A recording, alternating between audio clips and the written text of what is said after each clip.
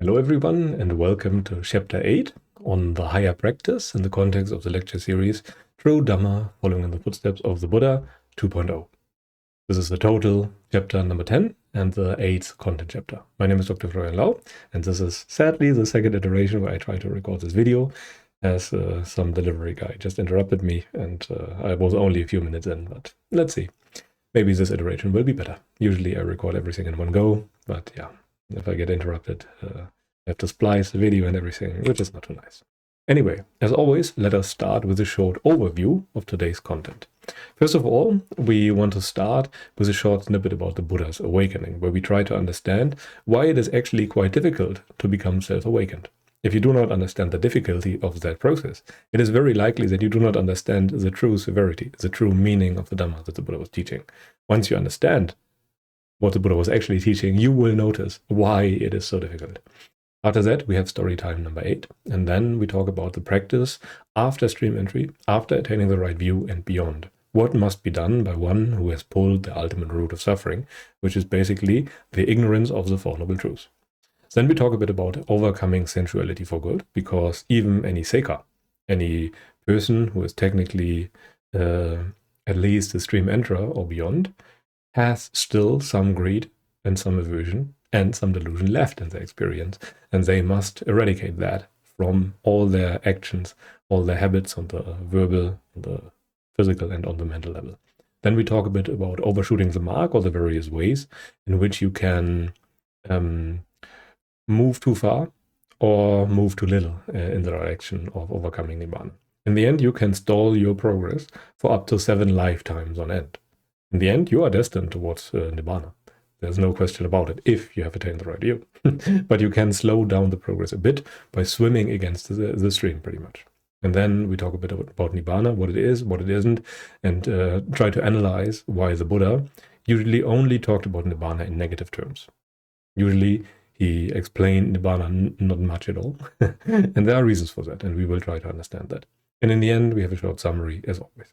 But as always, we start with 5 minutes of restraint. I'm probably boring you by now with always those 5 minutes of restraint in the beginning, but I'm repeating it so often because it is of utmost importance. You simply will not understand a single word of what I say correctly if your mind is affected by the hindrances. Then you will understand through the hindrances. Whatever you do will be motivated by the hindrances. And in that regard, it will be wrong. It is affected by craving. So you have to thoroughly and fully and wholeheartedly make sure to remove the 5 hindrances from your experience, at least for a time. All the surface level craving has to move away, and then the mind becomes more ready to understand the Dhamma. And we will try to do that now. Then the mind will be fertile. The mind will be like a plowed field that is watered and fertilized. And then the knowledge, the seed of Dhamma can be planted there and grow into something beautiful. I will now pause for a moment.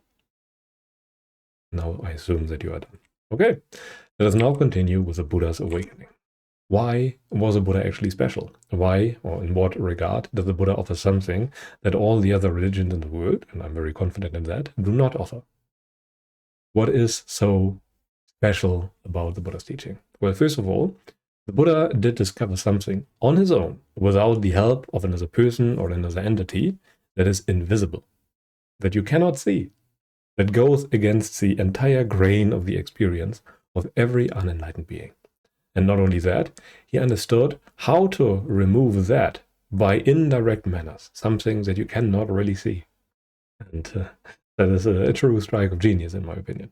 Once someone tells you to move in a certain direction and you have faith in that person, you can just do what they say and you will reap the results of whatever you have been doing if you do it right and follow those instructions exactly, and not in a wrong manner.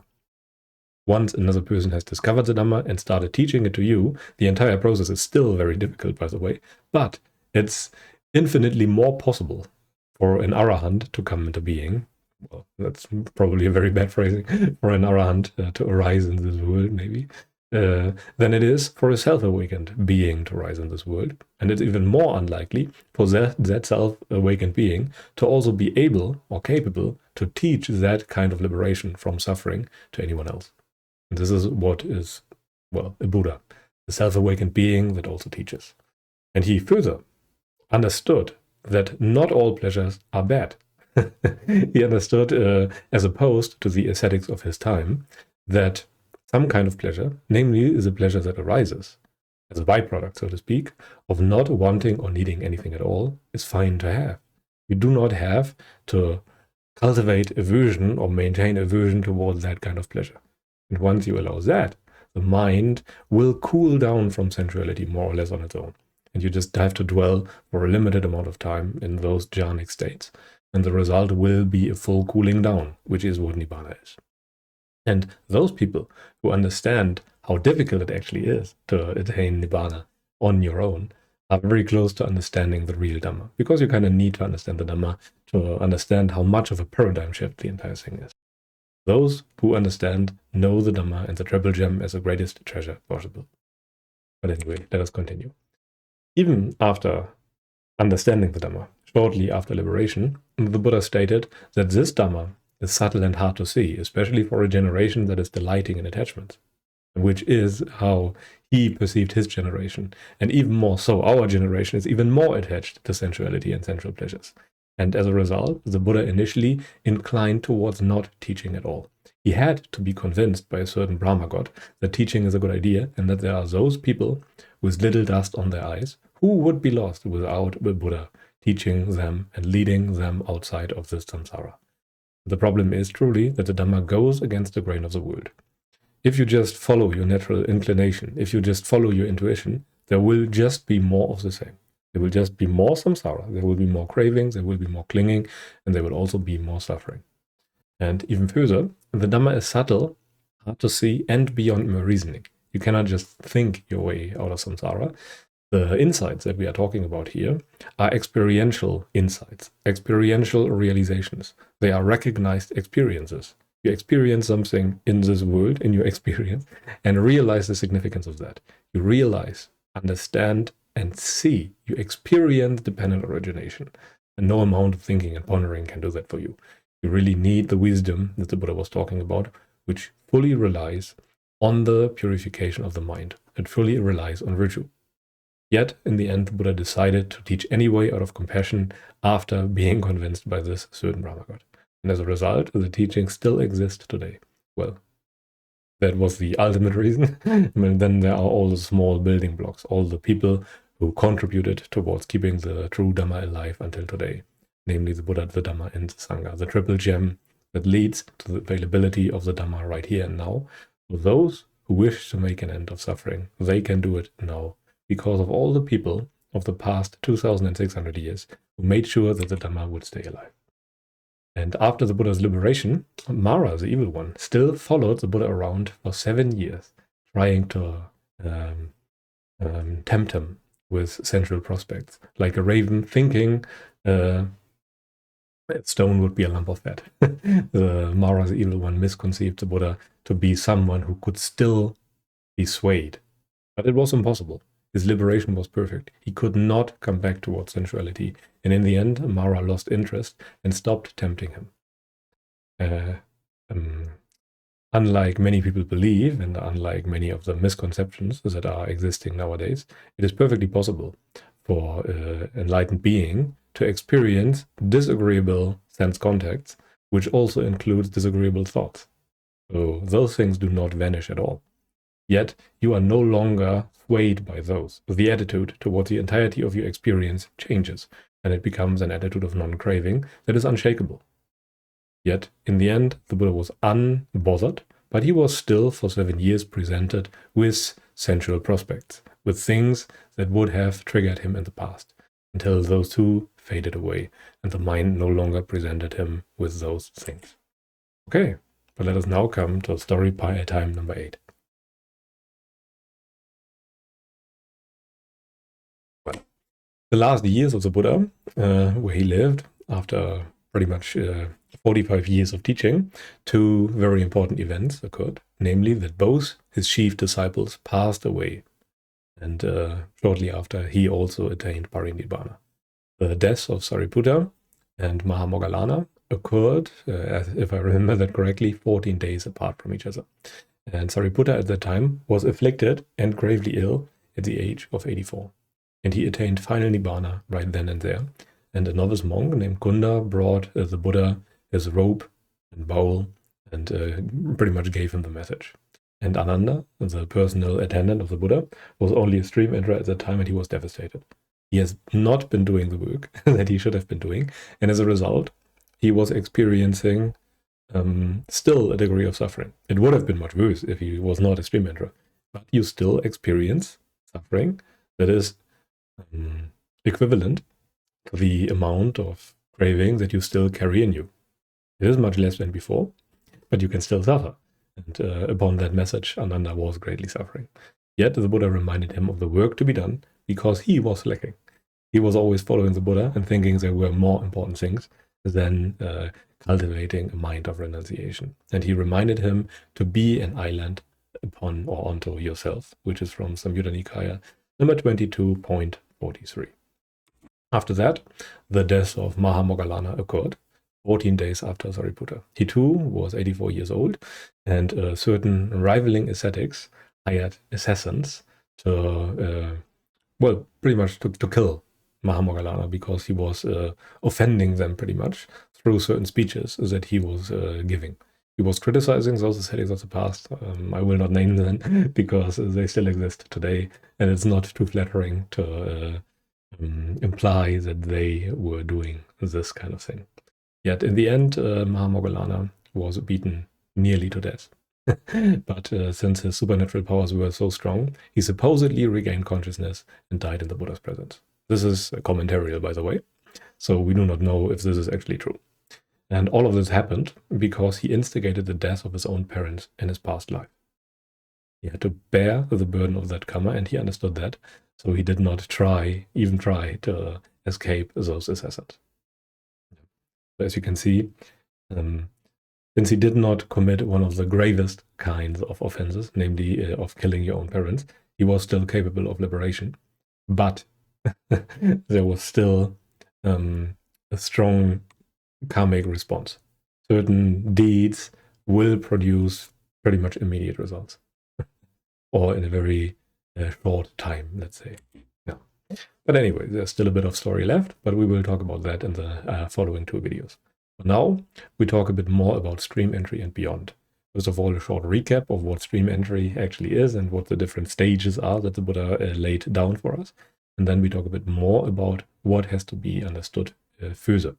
Because fundamentally, a stream enterer has already understood everything that he had to understand. Now, a gentle reminder. The Buddha most often spoke to people who already were stream enterers or much more accomplished when it comes to the practice. And I would say that roughly 80% of all suttas are directed toward that kind of person. They are intended to speed up the progress of such people. And many things and much knowledge and much experiential understanding, much purification of mind is presupposed. Most of what follows is of limited value towards beginners. If you know that you do not have the right view, and if there's any doubt in your mind, you can be quite certain that you do not have the right view, then it would be much better to revisit chapter 5, chapter 6, and maybe also chapter 7 frequently, or simply read similar books. There are a lot of great books out there. For example, the book Gegen den Strich by Medico Bhikkhu, which is sadly only available in German, I think. But I was kind of impressed how well laid out that book was. I greatly enjoyed reading it. And right now I finally have some books that I can recommend to other people in German language. So if you're interested in the Dhamma and by any coincidence a German native speaker or understand German, then you can give that book a go. It's also available in PDF form online. And if you are not sure, or you know yourself to be overconfident, then it's a good idea to frequently subject yourself to interrogation by more advanced practitioners. That is something that monks in the past, at the time of the Buddha, did quite often. Namely, they asked other monks or other practitioners to question them on difficult matters. And if none of those people are available, it is a good idea to present yourself with those questions and self-interrogate. You need a very self-honest attitude and have to be unashamed of your own errors and a very strong wish to actually make it to Nibbana. Then this can also work. But it is much easier in a group of people because most of the time we are hiding our own blind spots from ourselves. To make it to Nibbana, without the help of another person in person, let's put it like that, is freakishly difficult. You have to bring a lot of self-honesty to the table for that to work. And as I understand it, only very few people can do that. And if you need suttas for beginners, you can easily search for that online. There are great sources for beginner suttas. So I will not list them here. You can just Google beginner suttas or ask ChatGPT or someone like that or some software like that. Okay, but now we can actually proceed. The first thing, or the first stage in the practice of any kind of person is the practitioner stage. And please do not misunderstand the word practitioner here as anything derogatory or something that is meant to put others down or something like that. The word just means an ordinary person, a person who is not versed in the words of the noble ones, who does not understand. That is what a practitioner is. Sometimes in the online communities, the term is almost used like the word muggle in Harry Potter or something, like you're somehow dirty or something, which is not the case. And I don't think it is used like that in the suttas. It just refers to a person who has not yet made the breakthrough to the Dhamma. And the goal of such a person is obviously to make a breakthrough to the Dhamma, to gain experiential understanding, experiential realization on dependent origination, experiential understanding of the Four Noble Truths. You want to break free from avidya, from ignorance of those Four Noble Truths. And you want to realize that at least one link of the chain of dependent origination. You want to understand the principle of dependency, the principle of dependent origination. How you are defined by certain things. How everything that is about you is actually conditioned by things outside of your control. And this requires a lot of disenchantment with sensuality through, for example, a divine messenger event. Very few people, as I understand it, can make a breakthrough to the Dhamma without such a divine messenger that thoroughly devalues sensuality. And this requires further lots of sense restraint, keeping of the precepts, and it requires the cultivation of womb attention, or the ability to see both the immediate part of your experience as well as the background of it, the condition of it, the source of it, the origin of it. And technically, you do cultivate womb attention through your sense restraint and through your keeping of the precepts. You do not know it at that time, but that is exactly how you experientially cultivate that. And it further also requires the information given through other people. It requires an effort at understanding that information. You have to make an effort to actually understand it, to understand the utterance of another.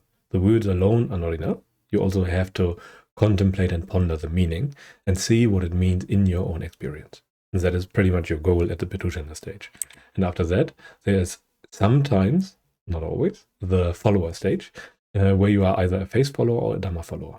This stage is optional in the sense that if you already have a very strong virtue, a very pure mind, then you will skip it right away and become a Sotapanna, a full Sotapanna, with a fruit of stream entry right away. In fact, if you are exceptionally pure, you can, upon understanding the Dhamma, attain any of the stages of awakening. You can also become immediately an Arhat. That is possible, but it's highly unlikely today. A person that pure would have understood the Dhamma long before, upon hearing a half sentence of anything Dhamma related. Or that is how I like to think of it.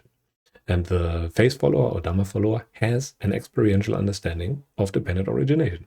It is not just thinking and pondering about the Dhamma or having understood it intellectually. No, they have directly seen enough of dependent origination for them to be fully convinced and finally make it towards full liberation. There are still blind spots. It is not the spotless understanding, as the suttas sometimes say, but it is enough. They have directly experienced dependent origination, but have not necessarily understood the significance of that in terms of suffering. You can think of it as a noble one without having attained the fruit of jhana, of sammasamadhi.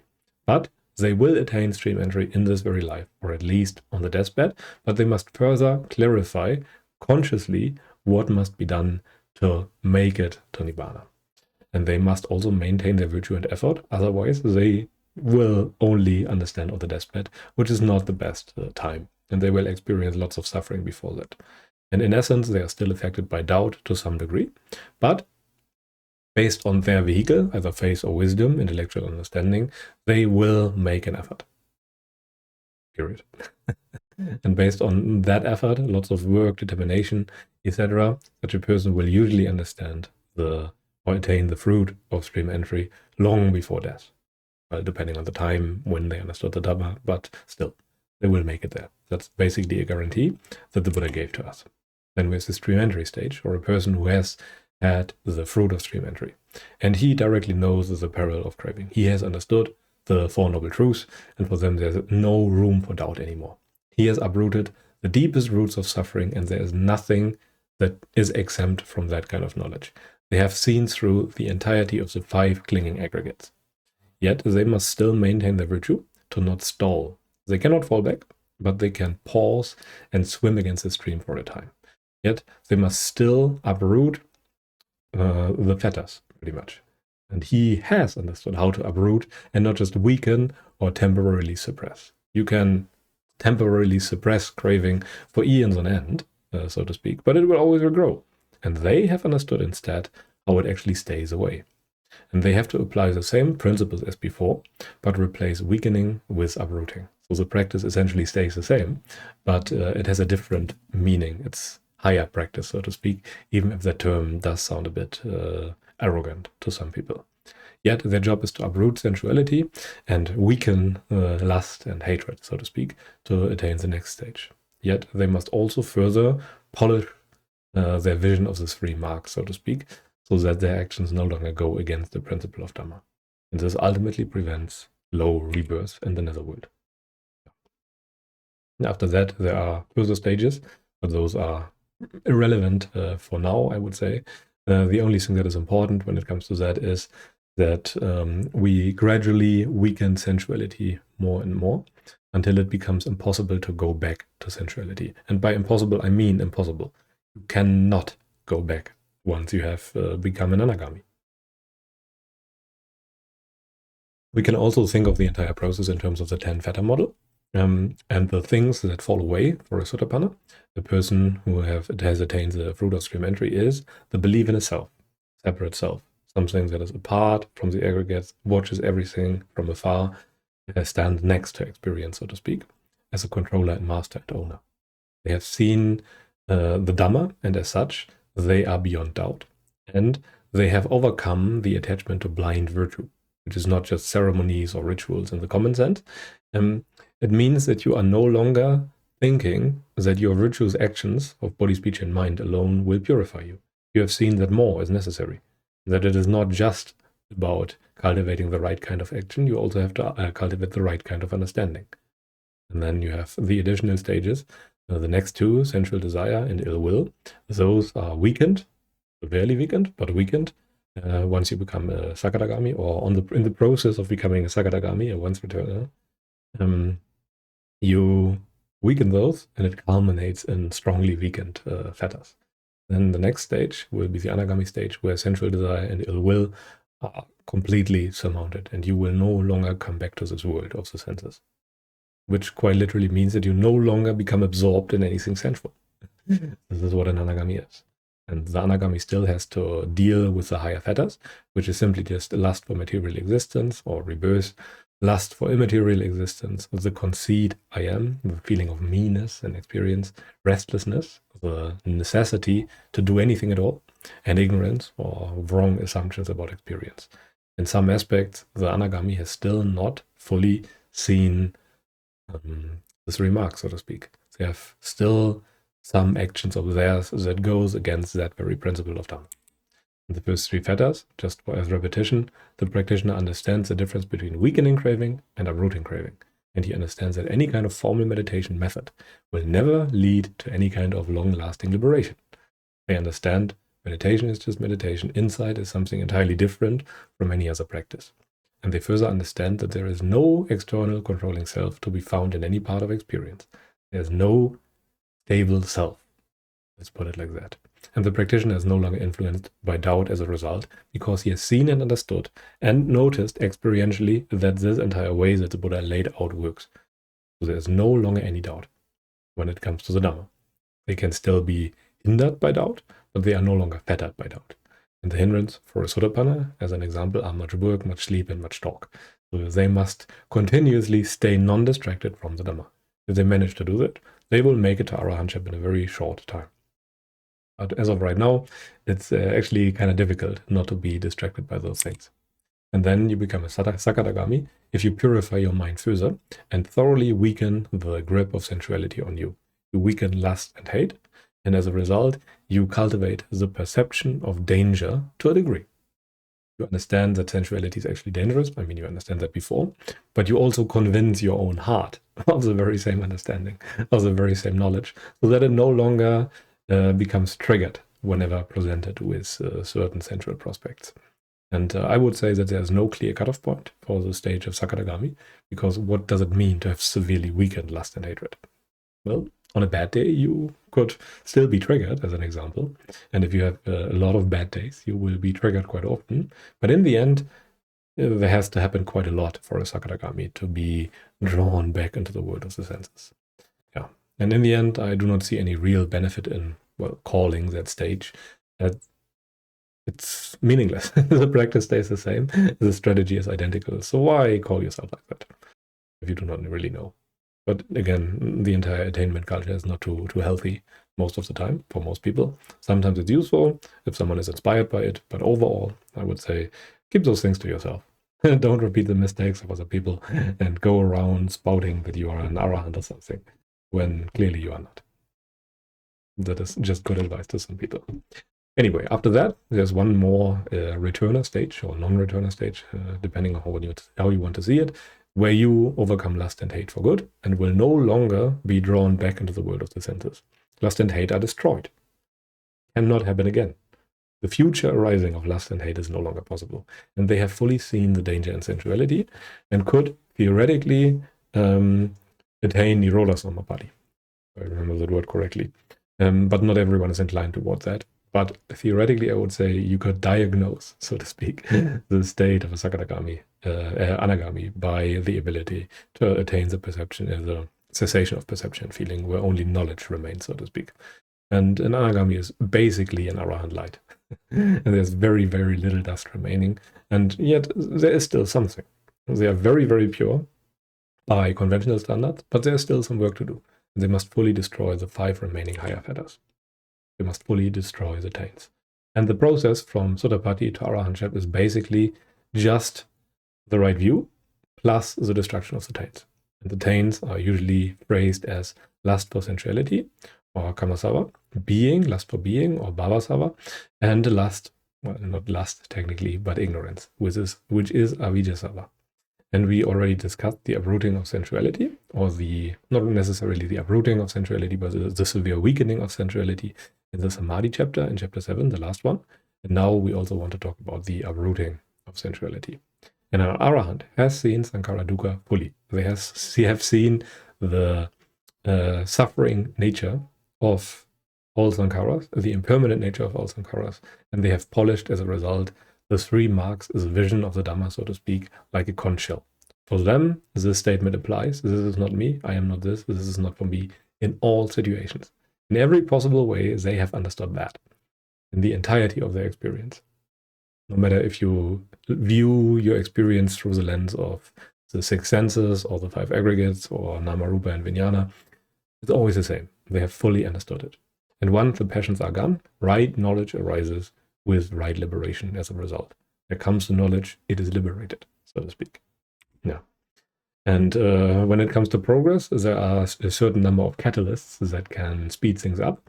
And one of those catalysts is a reminder of your still existing limited capability to suffer, so to speak. If you experience something that still shakes you, you know that there's more work to be done, and you will be much more diligent when it comes to that.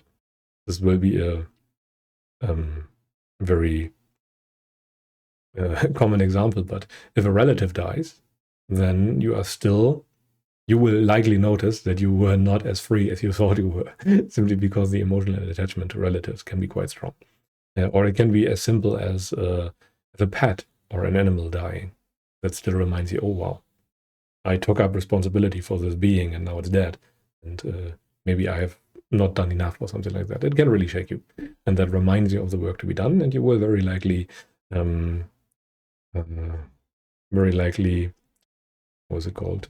restart your efforts maybe.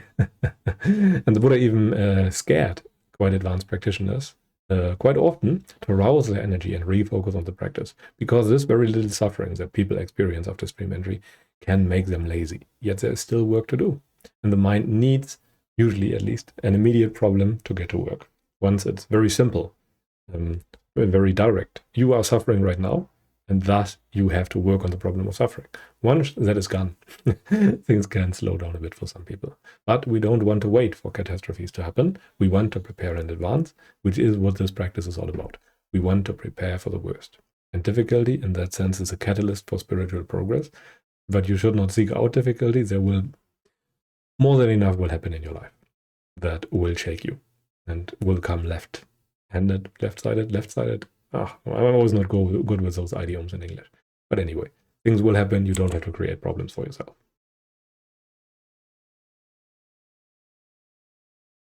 And now we want to talk a bit more about the actual uprooting of sensuality. What changes when it comes to the practice? And here again, a short citation from Majjhima Nikaya number 39. Suppose a man were to take a loan and undertake a business, and his business were to succeed so that he could repay all the money of the old loan, and there would remain enough extra to maintain a wife. Then, considering this, he would be glad and full of joy. The experience of overcoming lust, as explained by the Buddha. And a short reminder, sensuality is an all or nothing thing. The engagement with sensuality maintains ignorance in the sense that every bit of sensual engagement leads to you being mentally occupied with something else that is not the Dhamma. Whenever you are absorbed in some sensual experience, you are not aware of the source of your experience. And as a result, you do not see the Dhamma, because the Dhamma is situated peripherally. It's in the background.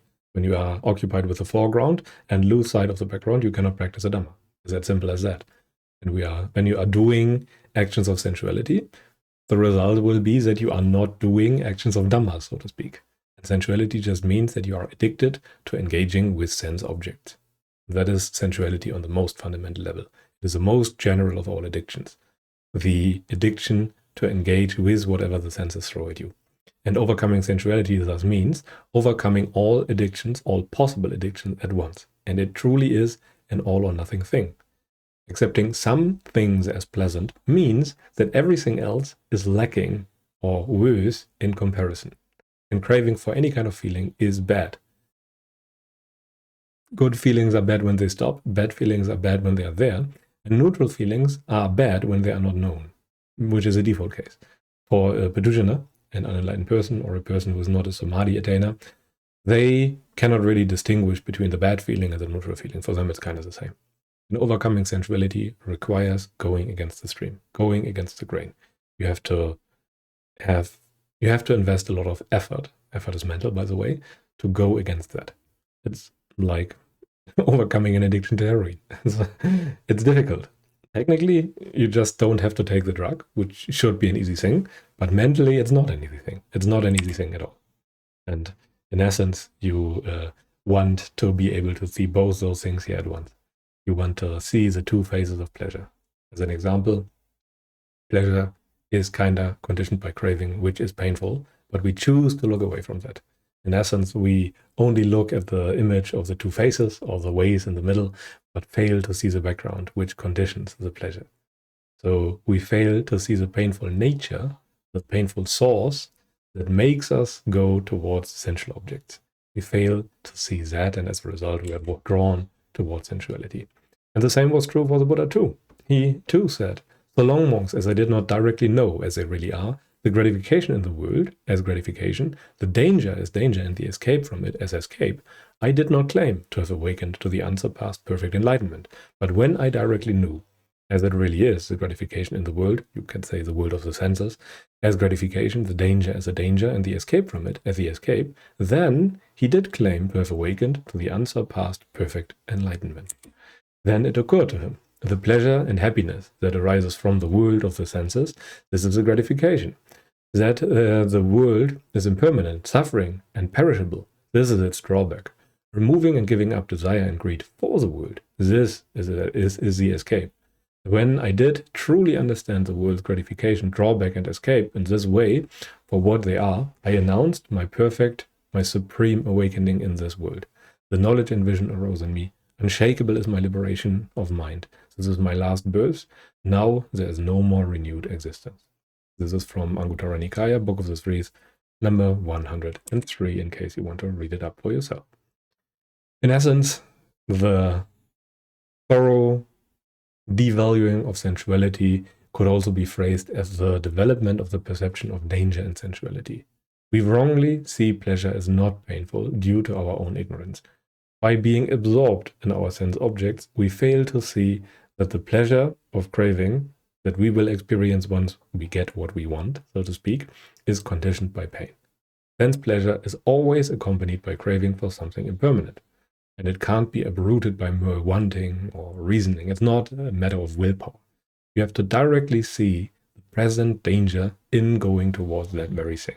And the mind automatically lets go of harmful things once the indirection has been removed. Once it's perfectly clear that this thing here that I'm about to do is harmful, the mind will not go there, even if you want to do it. It has to be seen, well, in the thing, not instead of. You don't have to just do a super practices or so, something like that, to be in a permanently disgusted state. You really want to see the nature as painful, the nature as problematic. You know the danger as the womb, so to speak. It's like knowing that there is poison in a drink. Then you can't drink it anymore. The danger is there. You have to see for yourself and really clarify that danger for you. You want to see how little gratification there is and how much more danger there actually is. And you must see and understand those three things in terms of, for example, feelings. You want to understand that it's not in the bad feelings, the problem, so to speak, but in your attitude towards them. And the gratification in this sense would be wanting feelings not to be bad, better, or not there. There's some gratification in that. You anticipate those things going away. The danger is in ignoring the impermanence of what you deem yours. And the escape would be the enduring of the desire and craving, and later the destroying of it completely. And the general practitioner attitude would be, I don't want change, so I try to change it. I want this good feeling to be permanently there, so I change my situation so it becomes better. And as a result, you cultivate a dependence on change, just so things do not change. It's kind of contradictory. I hope this small example made that a bit clear. And in essence, the entirety of the sensuality thing can kind of be explained like this. There's a certain amount of pain of craving.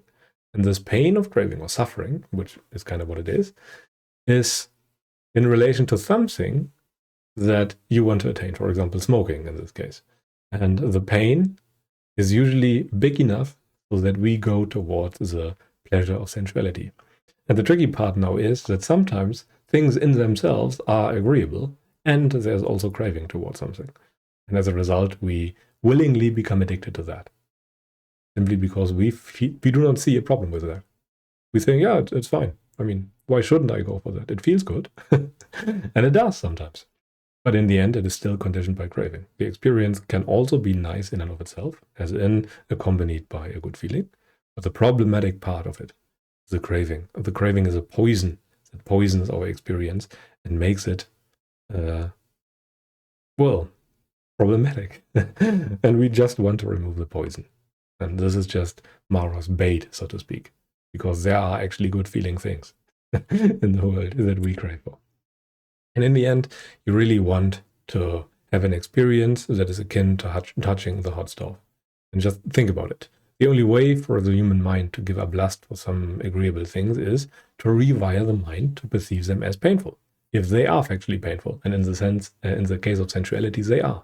Just imagine touching a hot stove. If you would be under the assumption that it feels good, and then you touch it, and then you burn yourself, you would no longer do that, because your direct experience would contradict your prior assumption.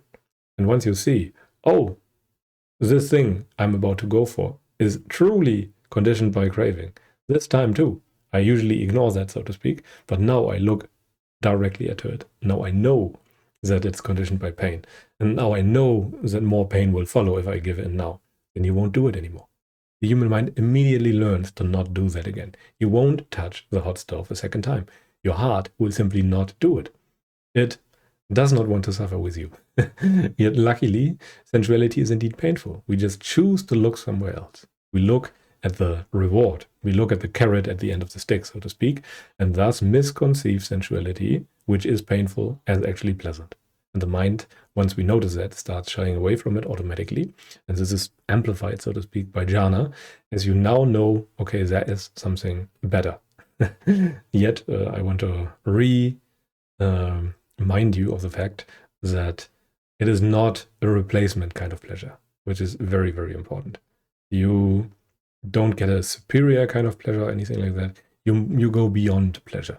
The pleasure of the jhanas is a mere byproduct. And people of the modern schools often fail to understand that. They think that jhana leads you towards liberation because it offers an alternative source of pleasure, which could not be further from the truth. I mean, the longer you spend in jhana, the less pleasant they become.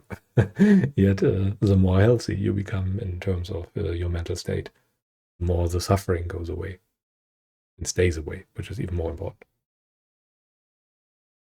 Okay, let's continue. And then, once you notice that quite often and really remind yourself so that that knowledge is immediately visible all the time, the poison in this part of your experience starts fading. And the poison of hate is very painful right here and now, and as a result, it is quick to fade, because we immediately burn ourselves and notice that in the situation whenever we get angry at someone. We notice, ouch, that's actually not so nice. And as a result, it's quick to fade. Lust, however, is only slightly painful, and we have to look very closely. And as a result, it's slow to fade. And ignorance is also only slightly painful and slow to fade, but very blameworthy. We are very much responsible for that. The more painful something is, the more we are motivated to overcome it. Ignorance is the subtlest of them all, and in a sense, hate and lust are offsprings, so to speak, of ignorance. And the development of Sama Samadhi, sufficient Sama Samadhi, is there to finish the job. And in the end, the Buddha stated, nothing is better for a holy man than when he holds his mind back from what is endearing. To that extent, the intent to harm wears away. To that extent, does suffering subside. This is from the Dhammapada. So sometimes it's a good idea to make things a bit uncomfortable for you, just so you know if there's more work to be done. Just interrupt your routines a bit, move to an environment that is not so nice, which might even be a bit triggering. And then you will see. And then you can keep the mind back from what is endearing even a bit more. And in another simile, the Buddha explained the entire process as follows. Suppose, Magandiya, there was a leper with sores and blisters on his limbs, being devoured by worms and scratching the scabs of the opening of his wounds with his nails, cauterizing his body over a burning charcoal pit. Yet then a physician would make medicine for him, and by means of that medicine the man would be cured of his leprosy, and would become well and happy. Then 2 strong men would seize him by both arms and drag him toward a burning charcoal pit. What do you think, Magandiya? Would that man twist his body this way and that way? Would he try to escape? Magandiya answers, yes, Master Gautama. Why is that? Because the fire is indeed painful to touch, hot and scorching. And what do you think, Magandiya? Is it only now that the fire is painful to touch, hot and scorching? Or previously too was the fire painful to touch, hot and scorching? This is from Majjhima Nikaya number 75. And this is an example of a person who has been cured from sensuality. They know, and are now cured, by the way, from their attitude, and thus they see the painful part of it. They see how sensuality is actually burning. They see that and know that by experience. And as a result, they are not willing to go back, even though 2 strong men would drag him there, so to speak. Nothing will make such a person who is cured from sensuality go back there. It's simply impossible. Well, at least once your liberation becomes permanent, once you have attained the state of anagami. Yeah.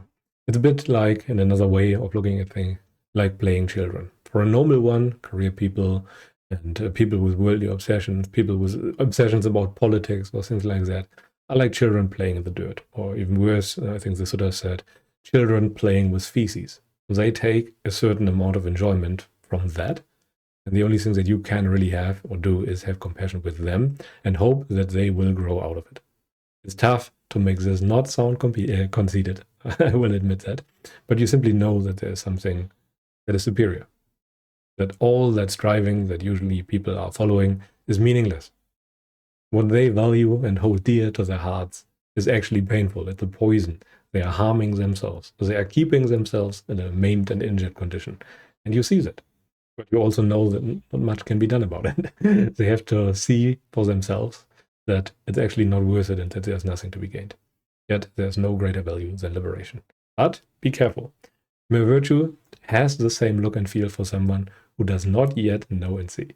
They can completely misunderstand the severity of the teachings of the Buddha. And as a result, they are oftentimes following wrong teachers. It's quite interesting, but it's surprisingly simple. If someone is wholeheartedly following another teacher and not the Buddha, then it's a quite good sign that they have no idea what the Dhamma actually is. It's not a mere saying in the suttas, but the Buddha says that someone can take no other teacher besides the Buddha. That is actually the mark, one mark and feature of a person who has seen the Dhamma. They are completely convinced that the Buddha was right, and they have 100% faith in him. Anyway, now we want to talk a bit about different ways of overshooting the mark, because that is something that can happen, even though nowadays, most of the time, people are undershooting the mark. There are certain beginner mistakes, and beginners oftentimes misunderstand non-sensuality greatly. They do not know what is meant by that, because they have no concept of the difference between craving that exists in relation to a good, bad, or neutral feeling, as an example. They think that everything that feels good or bad must be a desire. They think that those things are in the sense experiences. They are in the world and not in the attitude. You don't have to avoid everything. What you must avoid is greed, aversion, and delusion. You still have to eat, you still have to move, you still have to work. And you can do all of those things without craving. You only have to avoid all those choices that are rooted in greed, aversion, and delusion. You essentially do not want to react to feelings. You want to generalize your experience further and further until you notice one actually relevant part. And one of those actually relevant parts are feelings.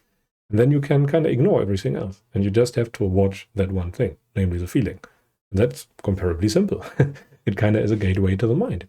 You just have to see, okay, what is the feeling right now? And then you can feel into the attitude that is resulting from the feeling. Everything else that is not a reaction to a feeling, as an example, would be fine.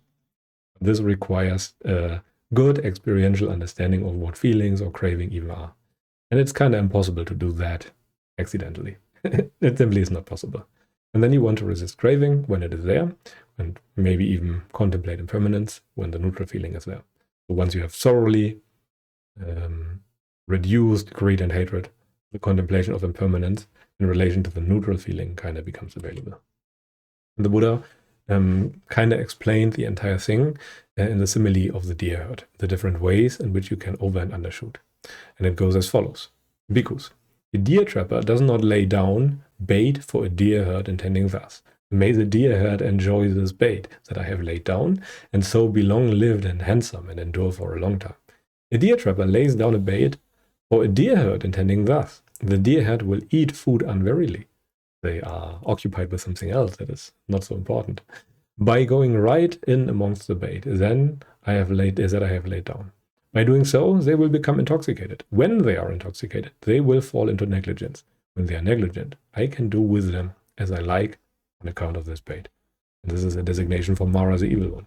He lays all kinds of bait down in the world that triggers us into actions of greed, aversion, and delusion, and as such we look away from the Dhamma. This is our state. Now the deer of the first herd ate food unwarily, by going right in amongst the bait that the deer trapper had laid down. By so doing, they became intoxicated. When they were intoxicated, they fell into negligence. When they were negligent, the deer trapper did with them as he liked on account of that bait. That is how the deer of the first herd failed to get free from the deer trapper's power and control, from Mara's control. This is the state of a Pitushana, a person who still deeply values sensuality. Yet there are other deer herds. Suppose those deer herds, we all together shun that bait food, shunning that fearful enjoyment. Let us go out into the forest wilds and live there. And they did so. But in the last month of the hot season, when the grass and the water were used up, their bodies were reduced to extreme emaciation. With that, they lost their strength and energy. And when they had lost their strength and energy, they returned to that same bait that the deer trapper had laid down. They ate food unwarily by going right in amongst it. And that is how the deer of the second herd also failed to get free from the deer trapper's power and control. This is a simile for a person who has seen some danger in sensuality, some danger in the bait, and as a result, they have turned away from it. But once the supporting conditions for their state of samadhi that they have attained faded away, and it will fade away after a while unless you have cultivated wisdom, you will fall back to a lower state, and once you fall back to a lower state, you are right back to square one. But there's another deer herd that thinks, suppose we make our dwelling place within the range of the deer trapper's bait, then having done so, we shall eat food not unwarily, and without going right in amongst the bait that the deer trapper has laid down. By doing so, we shall not become intoxicated. When we are not intoxicated, we shall not fall into negligence. When we are not negligent, the deer trapper shall not do with us as he likes on account of that bait. And they did so. But the deer trapper and his following considered thus: these deer of the third herd are cunning and crafty as wizards. Suppose we have the bait that is laid down completely surrounded, all round over a wide area, with wicker hurdles. Then perhaps we might see the third deer herd's dwelling place, where they go to hide. Suppose we make our dwelling place where the deer where the deer trapper and his following cannot go. So the last designation is for another kind of person who still holds a wrong view to some kind. The deer herd, the deer trapper, will just find a way, will find an entrance to the heart of those deer, and in the end they will fall back. But the last deer herd will simply go where the deer trapper cannot follow. They will move somewhere outside of the domain of Mara, the evil one. And then, having done so, we shall eat food not unwarily, and without going right in amongst the bait that the deer trapper has laid down. By doing so, we shall not become intoxicated. And then the deer hunter and his following considers us. If we scare the fourth herd, being scared, they will alert others. And so the deer herds will all desert this bait, then that we have laid down. Suppose we treat the fourth deer herd with indifference. And they did so. And that is how the deer of the fourth herd got free from the deer trapper's power and control. In essence, they renounced the entirety of the sensual domain. Yet they still had to eat. But they could eat without greed, aversion, and delusion. They were eating around the bait. The bait is just in the craving, is just in the wrong views. No one in the world can make you act out of craving. You have to give in to craving. It is your choice. No one can force you to do that. This is why it is a bait. And if you don't do that, and actually purify your view, and actually go where the deer trapper or Mara, the evil one, cannot go, and stay there, and your staying there becomes unshakable, then you are actually free from the deer trapper's power and control. And the result will be Nibbana. And the Nibbana is more or less, or can be described by the fading away of the 5 higher fetters. You no longer lust for material existence or rebirth, no longer lust for immaterial existence. You have no longer any conceit or meanness in any of the aggregates, especially the aggregate of consciousness. You no longer experience any kind of restlessness, and there's no ignorance left in your entire experience. All types of lust are abandoned by seeing the danger in things. The mind only tries to own what is agreeable and grows dispassionate towards anything else. We do not pick up or buy a house where we know that it's about to burn down the next day or something like that. We simply do not do that. And the result will be dispassion. And I like the thought experiment here to convey the meaning of dispassion, how the polishing of the 3 marks actually induces dispassion. Imagine playing video games with an elder brother or a friend as a kid. You have a controller in your hand and you are fully absorbed in the game. You lean left and right and feel frustrated when something fails, and delight when it works. And now imagine that you have to scratch yourself and notice that the game continues, even without you doing anything at all. You decide to investigate and notice that your controller is not plugged in. There's no control. How do you feel? Think about it for a moment. Would you be able to maintain the same level of enchantment and involvement in the game? Would you suffer as much when your character dies? Well, none of that is likely true. You become disenchanted and dispassionate, and later liberated from the spell of the game. Nibbana is a cooling down of this kind of passion. This is what Nibbana means, cooling down. This is what Nibbana means. The most common formulation would be the destruction of the taints. The destruction, the complete destruction of greed, aversion, and delusion. They are uprooted, not simply absent for the duration of a sitting, for the duration of a lifetime, for the duration of many rebirths, for the duration of many eons on end. It is permanent. No matter what happens, no matter what kind of configuration of the 5 aggregates there might be, nothing can bring you back to that kind of attitude of craving. Those things cannot arise again. Tanha, or craving, expresses itself through the 3 poisons, through the poisonous arrow, and you have removed that poisonous arrow. It has been destroyed. And as a result, the self in all dhammas, all possible experiences, vanishes. And this includes the mind as the ultimate background of all particular things. And thus your chitta, your heart, is liberated, and you experience the cessation of self. And even the most subtle traces of conceit must be removed. Then it is the full Nibbana. And there are lots of synonyms for Nibbana, from Samyutta Nikaya number 43, 14 to 43. It's called the unconditioned, the destruction of lust, hate, and delusion, the uninclined, the taintless, the truth, the other shore, the subtle, the very difficult to see, the unaging, the stable, the undisintegrating, the unmanifest, the unproliferated, the peaceful, the deathless, the sublime, the auspicious, the secure, the destruction of craving, the wonderful, the amazing, the unailing state, the unafflicted, dispassion sometimes, purity, freedom, non-attachment, the island, the shelter, the asylum, the refuge, the destination, and the path leading to the destination. Lots of synonyms, and we probably forgot a few here. And Nibbana, in another sense, is the complete vision of anatta. You completely know your experience top to bottom as a non-self. And the Sutta from the Anguttara Nikaya, Book of the Seventh, number 18, goes as follows. Here, monk, some person dwells contemplating in all non-self in all phenomena, perceiving non-self, experiencing non-self, constantly, continuously, and uninterruptedly focusing on it with the mind, fathoming it with wisdom. With the destruction of the taints, he has realized for himself, with direct knowledge in this very life, the taintless liberation of mind, the liberation of the heart, liberation by wisdom, and having entered upon it, he dwells in it. This is what we want to achieve. And this constant, continuous, and uninterrupted vision, so to speak, experience, which would be more fitting, of non-self, is what we are aiming for. And then the result will be liberation. Imagine being pushed around by 2 people at all times that follow you everywhere, and they motivate every single task of yours.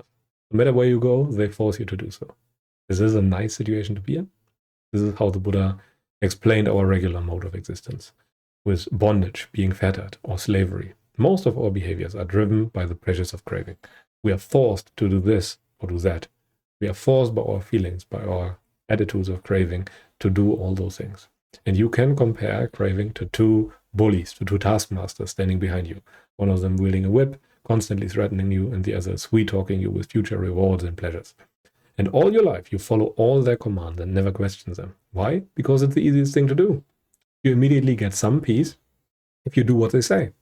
And enlightenment means, liberation means, that you are no longer slave to that. You have seen through their illusion. You have seen through their bullying and all their threats. You know now that they are empty. You simply go somewhere where they cannot go, where they cannot follow, and then you are safe. You leave the sensual domain. And as a result, you can roar your lion's roar when you have made it to arahantship. When he knows and sees thus, his mind is liberated from the taint of sensual desire, from the taint of being, and from the taint of ignorance. When it is liberated, there comes the knowledge. It is liberated. He understands, birth is destroyed. The holy life has been lived. What had to be done has been done. There is no more of this. Majjhima Nikaya, number 7.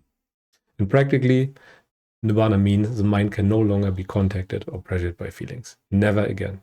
This is true for all kinds of feelings. And the neutral feeling even becomes something good, because it means it does not even carry the significance anymore of being pressured in this or that direction, what it previously did. All of those things are seen as painful and thus left behind. What you cultivate is a mind where nothing sticks to, a Teflon mind, a mind or a consciousness where nothing lands on. And Samma Samadhi alone is more or less the biggest moment of grace, let alone the irreversible Samadhi that you could call arahantship. And only the arahant has fully recognized Sankhara Dukkha and Sankhara Anicca in all things. Completely turned the mind away from samsara, completely turned the mind away from sensuality. Until then, you progressively still all the sankharas, all the activities, and cultivate a state of samadhi, and want to spend as much time there as possible to convince your heart that it's actually a good thing to stay like that. And in essence, you can explain liberation in terms of the two arrows simile. And the Buddha explained it as follows. Monks, an uneducated ordinary person, feels pleasant, painful, and neutral feelings. An educated noble disciple also feels pleasant, painful, and neutral feelings. What, then, is the difference between an uneducated ordinary person and an educated noble disciple? And they said, our teachings are rooted in the Buddha. So please explain it to us. When an uneducated ordinary person experiences painful physical feelings, they sorrow, wail, and lament, beating their breast, falling into confusion. They experience two kinds of feelings, one physical and one mental. It is like a person who is struck with an arrow, only to be struck with a second arrow, right at the very moment. That person experiences the feeling of two arrows. In the same way, when an uneducated ordinary person experiences physical feelings, they sorrow and beat their chest in confusion. They experience two feelings, physical and mental, and when they are touched by painful feelings, they resist it. And the underlying tendency for repulsion towards painful feeling underlies that. They value not being paired with pain. And as a result, when being paired with pain, the resistance arises and becomes manifest. When touched by painful feelings, they look forward to enjoying sensual pleasures. They anticipate pleasure instead. Why is that? Because an uneducated, ordinary person does not understand any escape from painful feelings apart from sensual pleasures. They don't truly understand feelings' origin, ending, and gratification, the drawback and the escape. If they feel a pleasant, painful, or neutral feeling, they feel it attached. Their entire experience, top to bottom, is the experience of the five clinging aggregates. But when an educated, noble disciple experiences painful physical feelings, they don't sorrow, wail, or lament, beating their breasts and falling into confusion. They experience one feeling, physical, not mental. They do not suffer. It's like a person who is struck with an arrow, but was not struck with a second arrow. That person would experience the feeling of one arrow.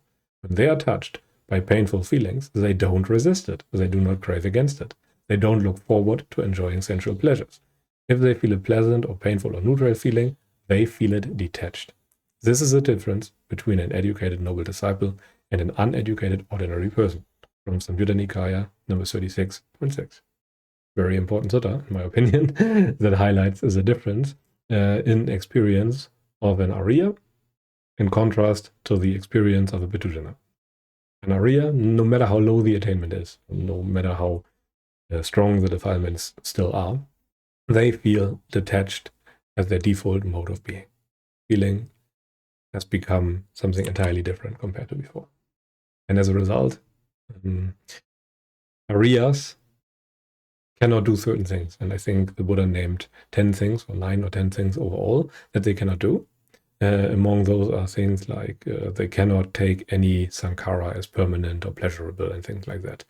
So these 9 things here are the things that arahants cannot do. And I just want to show them to you to highlight the contrast between the suttas and what people nowadays often say. An arahant, as an example, cannot intentionally kill. They cannot break their precept, so to speak. They cannot take what is not given. They cannot steal. They cannot engage in sexual intercourse, and they cannot lie.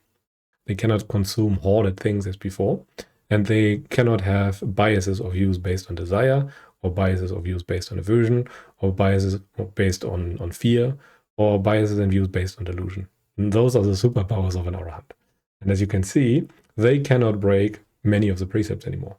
Even any. They can't break precepts anymore. But the Sotapanna very much can still break precepts, at least if he's a lay follower. As a monk, they probably first have to disrobe or something like that. But I'm even not sure about that, to be honest. I think they can still break precepts. It's as simple as that. Nothing in the Suttas tells us otherwise. Is it likely? Not at all. They are much, much, much purer than before. But they still can in a moment of weakness, so to speak. And in the end, you want to continue, just in case. Even if you think that you are an arahant. Just continue. There's no harm in that. Few things are worth and assuming to be done too early. Just continue practicing. And most monks in the suttas still meditated. They were still discussing the Dhamma, even if they were arahants. Even then, they were meeting from time to time to discuss the Dhamma. And so did the Buddha. He practiced non-attachment to the entire world, so to speak. You simply maintain your higher virtue, and you must decondition your urges to distract yourself from the Dhamma through greed, aversion, and delusion, just as in the simile of the snow globe or the muddy lake. You don't want to stir up the waters again, and you want to dwell in that perfectly peaceful state of Samma Samadhi for long enough so that your own heart, the animal, gets the message. But anyway, let us now come to the most important points. What are the key points of chapter 8? First, there's still work to do beyond stream entry, even if 99% of the suffering is already gone. Yes, you will make it to Nibbana, this is a guarantee, but there can still be a good amount of suffering involved in the process.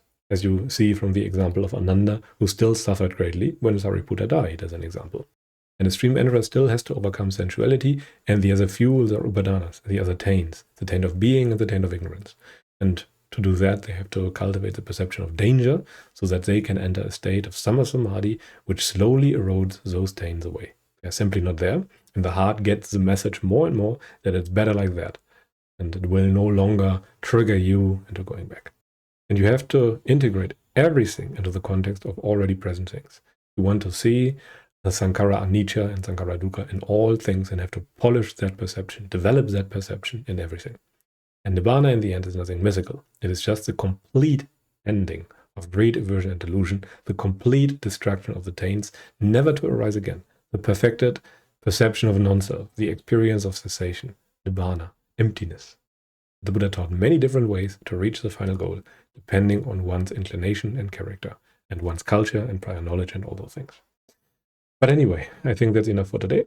Here's a short meditation of the day, a self-interrogation, in case you want to do that. I honestly do not even know what I said back then, but it was probably good and helpful at that time. And even if my opinion changed right now, it might still be helpful back then. And it's good to interrogate a bit. Do I know what feelings are? Do I know what craving is? Do I know all those things that the Buddha mentioned in my experience? Have I realized what the Buddha was talking about? It's a very good exercise to do from time to time. Anyway, if there are any questions, please post them down below. I don't think I have collected many questions thus far, so feel free to put them anywhere. And then Saif and I will probably record. I think tomorrow we will record, but not from the time of the video release, but in the real time that I'm in right now. So by then the video will likely already be released. Anyway, here are a few links that you can follow if you wish. I will move aside for a moment in case you want to scan in any of them. But anyway, yeah, thank you for listening. Any comments, put them down below. But until then, I wish you a pleasant day and goodbye.